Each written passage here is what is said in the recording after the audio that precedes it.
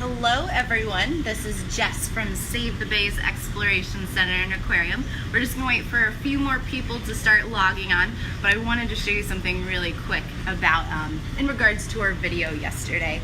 So I know you guys learned all about sea stars as well as sea urchins from Adam, who is doing our lovely videoing today. But this one's actually hanging up right on the glass, so super cool. Just wanted to give you guys a chance to see its 2 feet in action, really supporting itself on this glass right here, and you can see it moving around.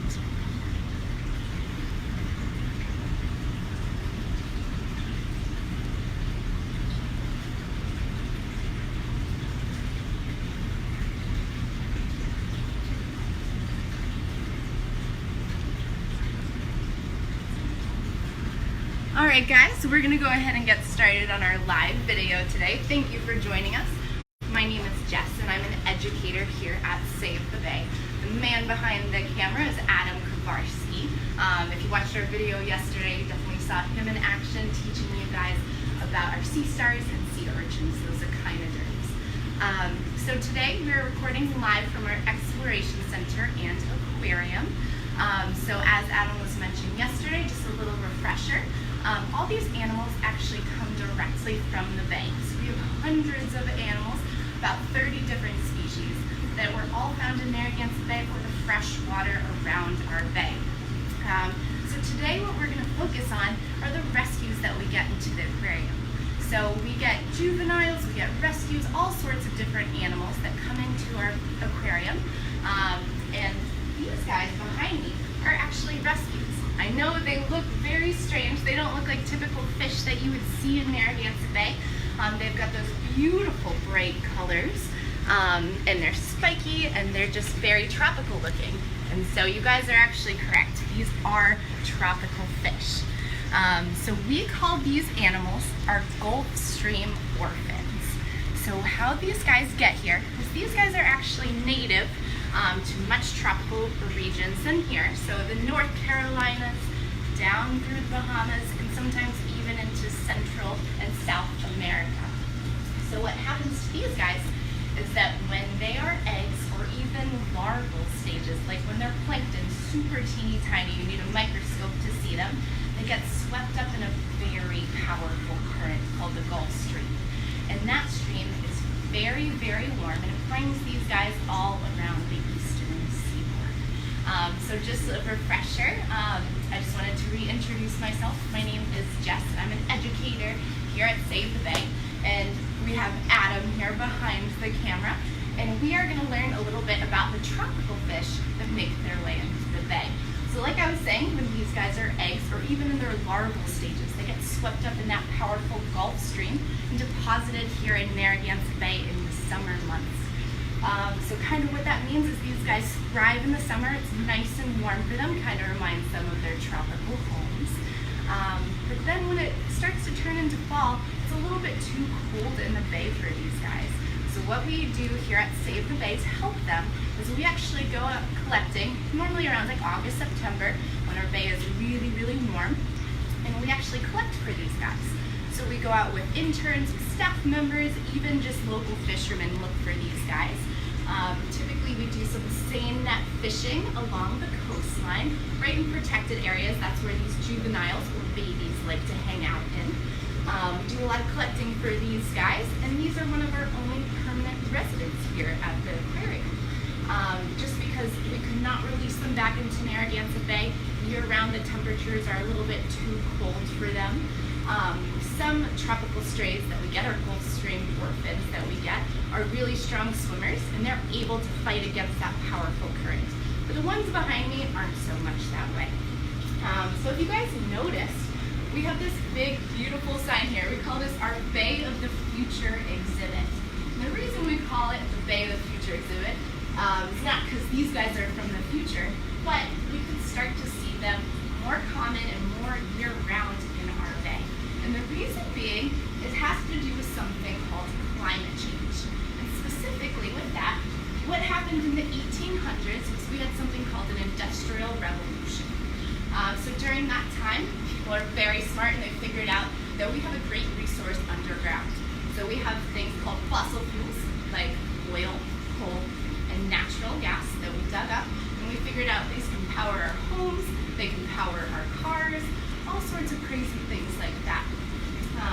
But what happens when you burn those fossil fuels and you bring them up and you're expelling them at a faster than normal rate, it releases carbon dioxide into the atmosphere.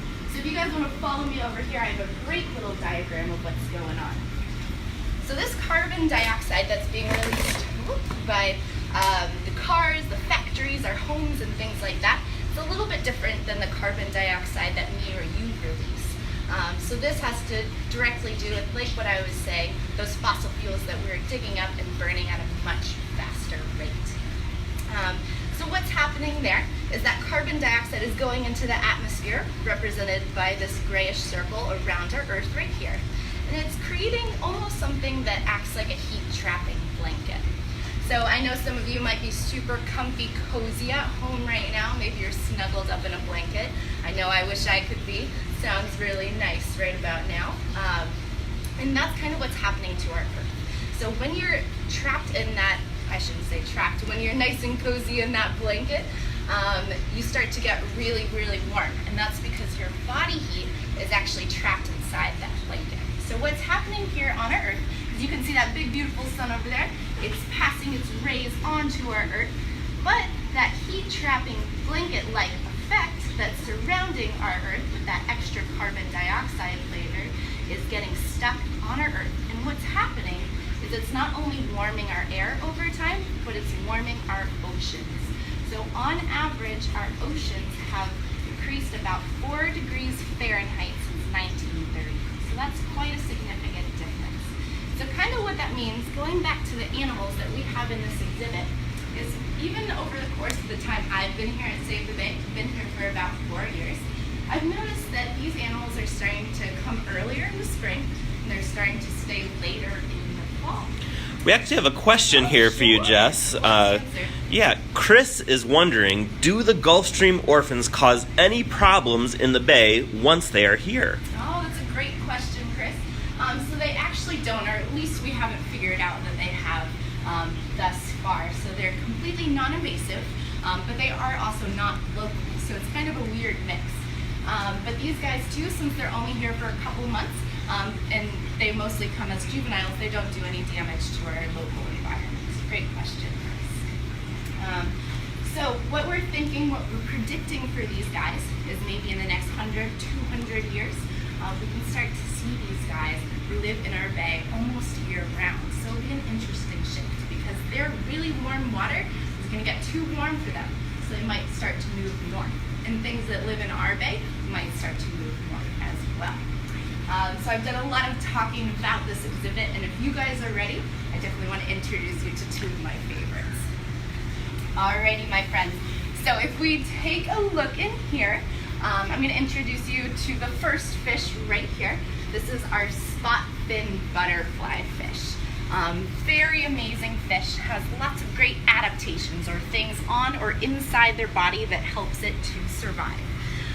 Some of my favorite adaptations have to do with how this fish defends itself. So if you guys notice, it's got a ton of beautiful colors. It's got that nice bright yellow, but today we're going to focus on the black spots of our spot fin butterfly fish. So if you notice, it keeps darting away from me. If you notice, our spot fin butterfly has that black stripe going directly over its eye, and then it has one black spot on its tail. And it does this to confuse predators. So what these predators do is the best tactic at catching a fish is to go for its face. So by the spot fin butterfly covering up its eye and having a false eye on the back, the predator is going to go for that false eye thinking that it's its face, but it's actually going to be getting its tail. So our spot fin butterfly will safely escape, which is pretty cool. So Jess, we have another question here from Katie. She's wondering, why do tropical fish have brighter colors than local fish? Ooh, great question. So it could be for a couple different reasons. One reason being that just tropical fish live in beautiful coral reefs with more bright colors, so it could be a camouflage technique, or it could signal to predators, hey, I might be poisonous, watch out, don't eat Great question, Katie. Thanks for asking. Another thing to notice about our spot fin butterfly is its mouth shape. You can see right here, it gets nice and narrow. So what it does is it uses that mouth to get into the nooks and crannies in the reefs. So some of its favorite foods include anemones, some tube worms, even some plankton floating in the water. And what we do at our aquarium here for the spot fin butterfly fish, so we actually have a nuisance anemone that grows on all of our exhibits, likes to hang out on substrates like rocks. And what we do is we collect that from the aquarium. We actually place it in here, so I don't know if you guys can see these very bare bones rocks in here. And that's because our spot fin butterfly did a great job at cleaning off all those nuisance anemones. So it's a 2-for-1 job with this guy. Great one. The next fish that we have in here, if you guys are ready to meet a new one, is our striped burrfish. So looking at this guy, everybody thinks it's a puffer, and they're actually in the same order as puffers, but different families. These guys do puff up when they're under extreme stress, so they don't do it quite often, especially in our aquarium here.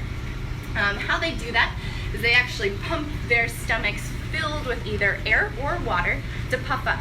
And when they do that, they can double and triple in size. So they get nice and big. And that just kind of signals to predators, hey, I'm large, I'm in charge, and don't eat me. Another cool thing to notice about these guys is they actually have some counter shading going on. Our beloved harbor seal residents have that as well. But what they do is, if you notice, if you take a look at our burrfish, on the bottom, some of them have that yellow belly, and at the top they have that beautiful pattern covering their whole body. So what that does, if our burrfish are swimming at the surface, normally if a predator or prey is at the bottom looking up, it gets much, much lighter. So what's happening too is that burrfish is camouflaging to the surface. And then if a predator or prey is looking down at the burrfish on its favorite habitat, sandy bottom, those waves and patterns on their back kind of blend into the waves and patterns of the sand. So very cool defense that these guys have. So Jess, we have a couple more questions here. Janine wants to know, where do these fish live when they're not visiting our bay, and will they head back? Ooh, great question. So a lot of these fish, especially in here, are kind of endemic to the Carolinas, down through Florida, sometimes even the Bahamas. Most of these guys in this exhibit are not strong enough swimmers to swim against that Gulf Stream. So that's why without our intervention, these guys might not have survived. We have in the past gotten some very strong Gulf Stream orphans that get to be a really good size. We do catch them as juveniles. Once they get bigger, we can actually release them and they can swim against that powerful current to head back to warmer waters. When we do that releasing, we like to release them in very warm summer months so they have that fighting chance to get down. But great question. All right, next question. Marissa and Adriana, who's 9, they want to know, what makes the burrfish different from the puffer? Beautiful question. All right, so these guys belong in a family that is classified by their spikes. So these guys and porcupine fish all have those characteristic spikes, where a puffer does not have their spines. Great question, Marissa. Beautiful. Another thing to note about our striped burrfish is these guys, if you look at their fins and you look how they're swimming, you think they're probably not the best swimmers out there. I certainly thought that too, but if you take a really close look, they actually do something really special. So each one of their fins moves independently of one another. So while they might not be the fastest fish out there, they're actually one of the most efficient swimmers. So they just have to put little amounts of energy into flapping their fins, and it gets them the same distance as a fish that has to expel probably twice as much energy. So very cool. I don't know if you guys saw, or actually it's going to be posted right after, our burrfish actually have a very powerful beak. Their favorite food is crushing open things with shells like periwinkles, mussels, things like that. And yesterday when Adam and I were doing feeding, we actually recorded them munching into periwinkle snail shells. It's really, really cool to hear and to see. but I have a special treat for you guys if you guys are ready. We actually prepared some food for our animals. If you guys want to take a close look here this morning, it's actually 2 different types of shrimp in here. It might be a little bit challenging to see. We have brine and mycie shrimp. So these guys get fed this shrimp mixture twice a day, and they also get fish chunks throughout the week, and anemones and things like that. So if you guys want to come up close with me, I'll show you. The ones who are really going to go for this are the spot-fin butterfly, and then also our Atlantic moonfish who's hanging out in the corner there. So we have some more questions while everyone watches these guys munch. So Jessica wants to know, how much does that burrfish weigh? It looks heavy. From Chase, age 9. It does look heavy. I'm not sure how much they weigh. I know about the size they can get. On average, they can get to be about 10 inches long. But they are pretty heavy. I actually have a dried burrfish over here. And you can see that this one actually washed ashore on our beach here on Easton's Beach, but it maintains its body shape. It's got that hard, boxy structure. And I wish you guys could feel it along with me, but it maintains those very spiky, short spines, which is really neat to see. Also, another cool fact about our striped burrfish is scientists don't really know how long they can live for. Really neat thing that we've been around since 2006, and we've been looking for a tropical fish since that time. 2 of our residents in here, 2 of our burrfish, were actually found 14 years ago. So if you guys see that teeny tiny little burrfish in the back, doing a great job of trying to find some of those fallen shrimp. And then this lovely guy right up front. They were actually found up near Providence, so more freshwater, which is a very interesting place to find them. But they were hanging out near Fox Point in a nuclear power plant outflow, so it was really nice and warm, but just a wild place to find them. So they probably would not have lasted much longer without our intervention, and they've been happy and thriving here for 14 years. So very exciting. All right, we got a couple more questions here. This one's from Terry and Lexi. Lexi's age 9. What kind of stress makes the burrfish puff up? So a lot of times if there's a predator approaching, sometimes in our aquarium here when we notice it, it could be nothing at all. It could be someone walking the corner too fast and it spooks them. Just whenever they feel that they might be in danger, might be a little scared, they puff up. Great question. Beautiful. Wonderful. Alrighty guys, do we have any more questions today? No? Beautiful. Well, thank you guys so much for tuning in and listening to us. We're going to be doing these Facebook Lives every single day, Monday through Friday at 10 a.m. Come join us. We'd love to have you. And if you like what you're seeing here and you want to learn more and you want to find ways to help save the bay, you can donate in the link below. And thank you guys so much for joining us. And you know what? Can we do one last question, Jess? Do you think that's okay? That's totally all right. Okay. We actually have a couple here. We're going to get through them. So this one's from Dylan, age 35. Okay. Are they easy to catch? Oh. So a lot of the time we don't go out and specifically snorkel and look for them. Some people do. But what we do is we use a very large seine net. So I would say it's probably like 6 to 10 feet long. And we just scan the surface in the shallows of water. Our favorite place to look for them is Fort Weatherall in Jamestown. It's a nice protected area that we find a lot of these guys. So you never know what you're gonna get. Last summer we had tons of luck where we were just catching tropical strays nonstop. We caught about 15 of them, which is really good for us in 1 year. But you just gotta know what you're looking for when you pull up that net filled with fish. Most of the time it's a lot of schooling fish like silver sides hanging out near the shore. But once you see them, they're normally way more brightly colored and things like that. Great question.